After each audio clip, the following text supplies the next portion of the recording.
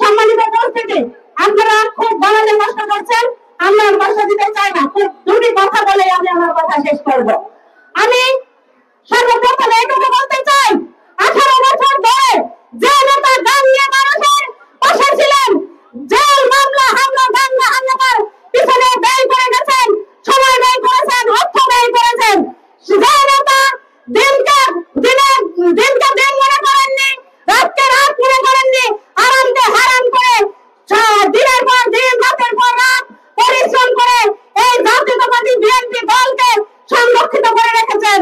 বন্ধুরা আমার, আমি এটুকু বলতে চাই, আমি কেন্দ্রের প্রতি, আমার কেন্দ্রের নেতৃবৃন্দের প্রতি সশ্রদ্ধ সালাম জানিয়ে আমি নিবেদন করতে চাই, আমাদের গাংনীতে যে অপ্রত্যাশিত মনোনয়ন দেওয়া হয়েছে, এই অপ্রত্যাশিত মনোনয়ন গাংনী উপজেলা মহিলা দলের তরফ থেকে আমরা কেউ মানি না, মানব না ইনশাআল্লাহ।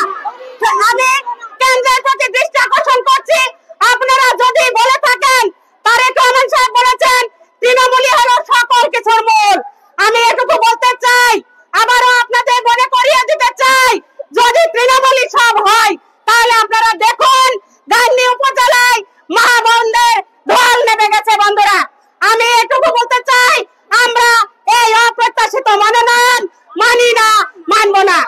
আমরা আগামী এক সপ্তাহের মধ্যে, আমি এটুকু বলছি আবারও, আগামী এক সপ্তাহের মধ্যে যদি চূড়ান্ত মনোনয়ন গাংনী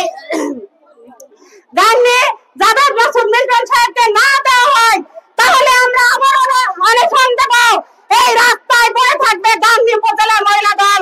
আপনারা দেখবেন আমরা খেয়ে না খেয়ে এই ধানের শীষের প্রত্যাশী, আমরা জাভেদ মাসুদ মিল্টনকে ধানের শীষের কান্ডারি হিসেবে দেখতে চাই।